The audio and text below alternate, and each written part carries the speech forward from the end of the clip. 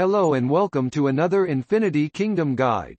Today we will dive into the top 5 most critically important things to know when you begin playing Infinity Kingdom. This guide is for brand new players or players who are having difficulties growing fast enough or feel they are falling behind. Fear not, you have found the right place. First up on the list is purple crystals. These are insanely important and the most valued resource in the game.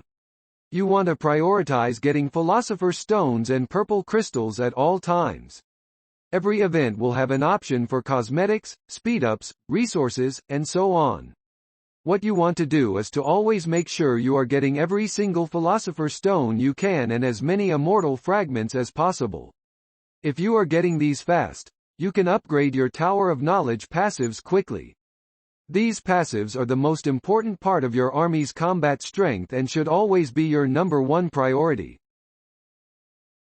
Moving on to the second thing you have to do right off the bat. Keep cooking at all times. Infinity Kingdom is a city builder with long build, training, unlocking and building timers. If you plan your time and make sure to never have downtime for your builders, your academy research, your dragon chests and your dragon upgrades, then you will grow fast. Tip: the best value item by far is the cheap permanent builder, allowing you to build 3 buildings instead of 2 at a time. Plan your progress path by visiting my guide or my articles on upgrade requirements and resource costs of all building upgrades in the game.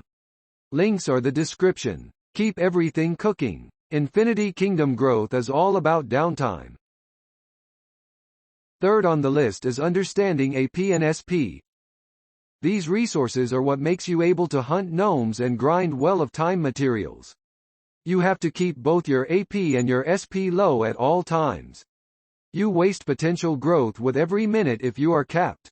You want to raid gnomes for experience points, kill gnome bosses for dragon chests and raid well of time constantly. You also want to spend your speed-ups as quickly as they come in the beginning. Getting as high level as fast as possible is far superior to banking speed-ups for later. Once you get into the high levels you can begin to bank for events. Fourth, we have Immortals and army composition. This is the best thing about Infinity Kingdom. The complexity and skill involved in composing the right setup makes Infinity Kingdom exciting and just an awesome game to play. Holy is as default the stronger element.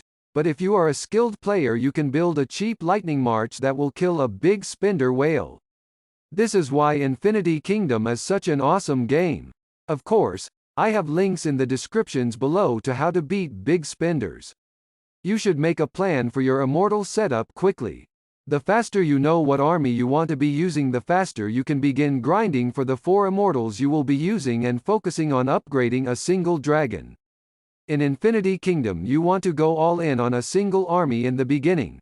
Once your main is finished and maxed, you can move to the next.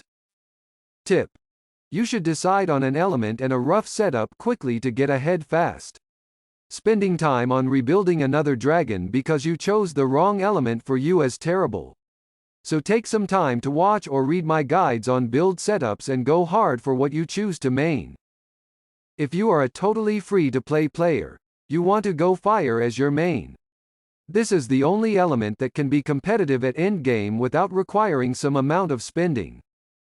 If you are okay with spending a little here and there, then you can choose between earth, water, lightning and fire. These are all competitive if you build it right. In the current meta, earth and lightning are the strongest, but it does require you to unlock Genghis Khan for lightning and for Khan earth. It either takes a very long time from free events or you have to buy him, or you have to unlock Alexander if you do Earth or the Earth Barca Chin hybrid. If you are a big spender, you can choose to go Holy, Shadow or Wind as your main. However, you are not guaranteed to win simply because you choose to run these expensive Immortals and Dragons. Buyer beware. Lastly, number 5. You must take a second and set the right talents. The talents, experienced, glorious return, pleasant surprise, divine walker, and safe and sound, are very important to read up on as these will increase your growth speed significantly. Links to in-depth guides on talent setups are in the description. As always, thank you for watching. And, see you, for the next one.